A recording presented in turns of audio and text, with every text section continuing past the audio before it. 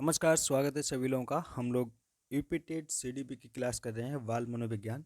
ठीक है, इसमें देखते हैं क्वेश्चनों को पेपर में कैसे क्वेश्चन पूछे जाते हैं। ठीक है, तो पहला क्वेश्चन है, पाठ्यक्रम कैसा होना चाहिए। तो मेरे दोस्तों, पाठ्यक्रम कैसा होना चाहिए? छात्र केंद्रित होना चाहिए, विद्यालय केंद्रित होना चाहिए, शिक्षा केंद्रित होना चाहिए और इनमें से कोई नहीं। तो आपको सभी को पता होगा, तो पाठ्यक्रम कैसा होना चाहिए? छात्र के आधार पर, ठीक है, ना कि विद्यालय के आधार पर होगा, ना कि शिक्षा के आधार पर। ठीक है, सबसे ज़्यादा रोल छात्र का होगा। ठीक है, तो पहला ऑप्शन आपका सही है। दूसरा ऑप्शन है, निरीक्षण विधि में किया जाता है। निरीक्षण विधि में क्या किया जाता है? तो ऑप्शन ए है अपना अध्ययन, और ऑप्शन बी है अपने व्यवहार का अध्ययन, और ऑप्शन सी है दूसरों के व्यवहार का अध्ययन, और ऑप्शन डी है व्यवहार विश्लेषण। तो यहाँ पर आपका ऑप्शन सी राइट होता है। क्या होता है, हम लोग निरीक्षण विधि में दूसरे के व्यवहारों का क्या करते हैं? अध्ययन करते हैं। ठीक है, अगला क्वेश्चन है, प्राथमिक शिक्षा में मदद करता है। प्राथमिक शिक्षा में कौन मदद करता है, आपसे पूछा गया है। पहला ऑप्शन है बच्चे का सामाजिकरण, और ऑप्शन बी है बच्चे का लोकतांत्रिकरण, और ऑप्शन सी है पाठ्यक्रम की समझ, और ऑप्शन डी है इनमें से सभी। तो यहाँ पर आपका कौन सा ऑप्शन राइट होगा? यहाँ पर आपका राइट आंसर होगा बच्चे का सामाजिकरण। ठीक है, प्राथमिक शिक्षा में सबसे ज़्यादा उसकी समाज की भूमिका होती है, तो यही मदद करता है। ठीक है, तो पहला ऑप्शन आपका राइट है। अगला प्रश्न है, कक्षा में बच्चों में भाषा कौशल का विकास किस क्रम में होना चाहिए? और ये क्वेश्चन 2021 की परीक्षा में जो पेपर कैंसिल हुआ है वहाँ से पूछा गया है। ठीक है, कैसा होना चाहिए? ऑप्शन ए, पहले सुनेगा, फिर बोलेगा, फिर पढ़ना सीखेगा, फिर लिखना सीखेगा। तो अगला ऑप्शन बी है लिखना, पढ़ना, सुनना, बोलना, और ऑप्शन सी है सुनना, लिखना, बोलना, पढ़ना, और ऑप्शन डी है बोलना, लिखना, बोलना, पढ़ना और सुनना।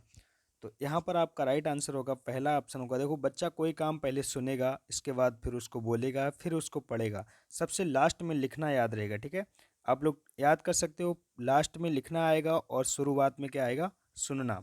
ठीक है, बच्चा सबसे पहले सुनता है। ठीक है, इसके बाद उसको बोलता है। ठीक है, तो अगला क्वेश्चन है, पियाजे के अनुसार संज्ञानात्मक विकास के किस चरण पर बच्चा वस्तु स्थायित्व को प्रदर्शित करता है? ऑप्शन ए है संवेदी प्रेरक चरण, और ऑप्शन बी है पूर्ण संक्रियात्मक चरण, और ऑप्शन सी है मूर्त संक्रियात्मक चरण, और ऑप्शन डी है औपचारिक संक्रियात्मक चरण। तो आपको बता दें, पियाजे साहब ने क्या किया था, चार अवस्थाएं दी थी। ठीक है, तो ये पहली अवस्था होती है 0 से 2 वर्ष। ठीक है, 0 से 2 वर्ष। ठीक है, दूसरी होती है 2 से 7 वर्ष। कितनी होती है? 2 से 7 वर्ष। 2 से 7 वर्ष। तीसरी होती है 7 से 11 वर्ष, और चौथी होती है 11 से 15 वर्ष तक। ठीक है, तो क्या बताया गया, वस्तु स्थायित्व का गुण किस में आएगा? तो पहली अवस्था में आएगा, संवेदी प्रेरक चरण अवस्था। ठीक है, तो पहली अवस्था हो गई। तो पियाजे साहब ने ये सिद्धांत दिया था, संज्ञानात्मक विकास का सिद्धांत, उसी में उन्होंने बताया था। अगला प्रश्न है, बच्चे उसी वातावरण में सीख सकते हैं जहां ऑप्शन ए है उनके अनुभवों एवं भावनाओं को उचित स्थान मिले, और ऑप्शन बी है उन्हें खेलने का मौका मिले, और ऑप्शन सी है उन्हें मित्र बनाने का मौका मिले, और ऑप्शन डी है कड़ा अनुशासन हो। तो यहाँ पर सबसे अच्छा आंसर है पहला ऑप्शन, उनके अनुभवों और भावनाओं को उचित स्थान मिले। जब भी हम क्लास में पढ़ाएंगे तो बच्चों की भावनाओं का पालन करेंगे, उनको देखेंगे। ठीक है, अनुभवों का उनका पालन करेंगे और उन्हीं को मानकर चलेंगे। ठीक है, तो पहला ऑप्शन आपका राइट है। अगला क्वेश्चन है, एक विद्यार्थी अपने अध्यापक से समय की पाबंदी सीखता है, यह किसका उदाहरण है? तो ऑप्शन ए है बाचिक अधिगम का, ऑप्शन बी है प्रेक्षण अधिगम का, ऑप्शन सी है कौशल अधिगम का, और ऑप्शन डी है अधिगम अंतरण का। तो यहाँ पर आपका राइट आंसर होता है बी पार्ट आपका राइट है, प्रेक्षण अधिगम का। ठीक है, बी पार्ट आपका राइट है। अगला क्वेश्चन है, प्रायः शिक्षार्थियों की त्रुटियां की ओर किस ओर संकेत करती हैं? तो जो त्रुटियां होती हैं बच्चों की, वो किस ओर संकेत करती हैं? तो ऑप्शन ए है वे कैसे सीखते हैं, ऑप्शन बी है शिक्षार्थियों का सामाजिक स्तर क्या है, और ऑप्शन सी है यांत्रिक अभ्यास की आवश्यकता है, और ऑप्शन डी है सीखने की अनुपस्थिति है। तो यहाँ पर आपका राइट आंसर होगा पहला ऑप्शन आपका राइट है, वे कैसे सीखते हैं। बच्चे अगर त्रुटियां कर रहा है तो इसका मतलब क्या है? गलती करना एक पार्ट का हिस्सा होता है। बच्चे अगर गलती कर रहे हैं तो कोई बात नहीं, कभी ना कभी तो सीख ही जाएंगे, ठीक है, अच्छे से। अगला है कक्षा 4 का एक बच्चा सदैव चिंतित और परेशान रहता है, आप क्या करेंगे? ऑप्शन ए है उसके अभिभावक से शिकायत करेंगे, ऑप्शन बी है मनोचिकित्सक के पास ले जाएंगे, और ऑप्शन सी है स्वयं परामर्शदाता की भूमिका का निर्वाह करेंगे, और ऑप्शन डी है उसे उसके भाग्य पर छोड़ देंगे।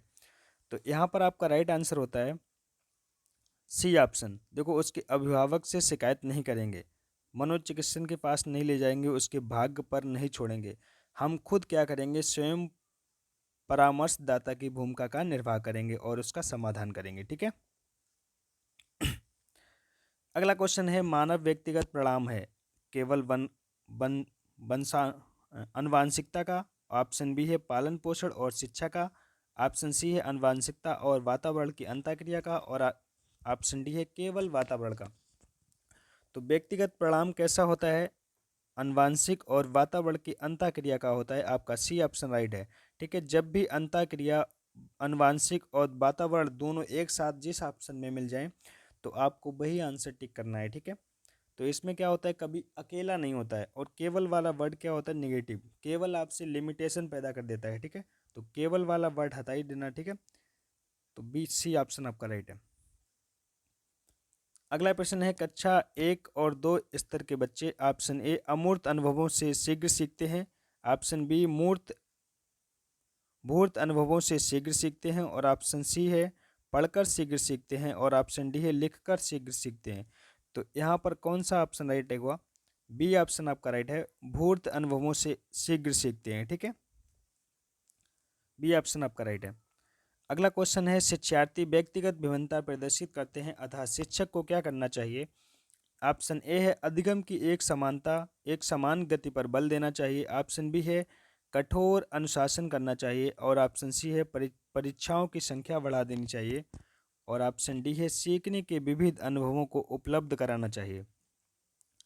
तो यहाँ पर आपका राइट आंसर होता है डी पार्ट, सीखने के क्या करेंगे, शिक्षक क्या करेगा, सीखने के विविध अनुभवों को उपलब्ध कराएगा, ठीक है।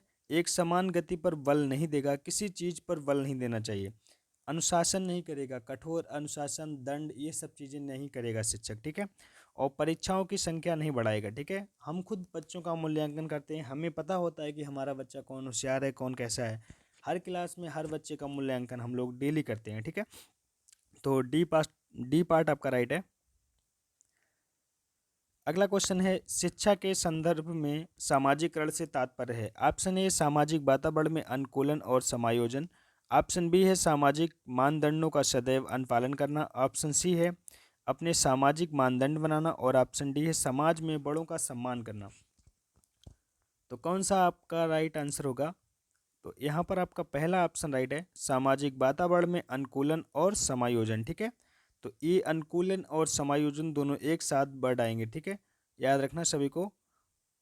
मानदंडों का नेगेटिव वाले मानदंड देखो, ठीक है, समाज में बड़ों का सम्मान करें, सिर्फ बड़ों का सम्मान करेंगे, सबका सम्मान करेंगे समाज में, ठीक है।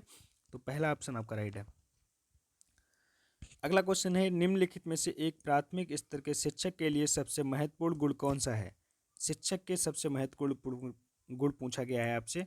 शिक्षण विधियों में सक्षमता और विषय का ज्ञान, ऑप्शन बी उच्च मानक भाषा में पढ़ने की क्षमता, ऑप्शन डी सी है पढ़ने की उत्सुकता, और ऑप्शन डी है धैर्य और लगन। शिक्षक के लिए सबसे अच्छा काम होता है धैर्य और लगन, ठीक है। तो डी पार्ट आपका राइट है। अगला क्वेश्चन है नर्सरी कक्षा से शुरुआत करने के लिए कौन सी विषय वस्तु सबसे अच्छी होती है? आप नर्सरी कक्षा में पढ़ा रहे हैं तो छोटे बच्चों की सबसे अच्छी विषय वस्तु कौन सी है? आपसे पूछा गया है। मेरा प्रिय मित्र होगा, मेरा पड़ोस होगा, मेरा परिवार होगा, और मेरा विद्यालय। तो नर्सरी कक्षा में जब बच्चा होगा तो हम उसकी शुरुआत करेंगे मेरा परिवार से। तो आपका सी ऑप्शन राइट है। थैंक यू दोस्तों, आज के लिए इतना ही। अब मिलते हैं अगले वीडियो में। अगर वीडियो अच्छे लगे तो लाइक कर देना, चैनल पे नए हो तो सब्सक्राइब कर दो भाई लोग। जय हिंद दोस्तों, मिलते हैं अगली वीडियो में।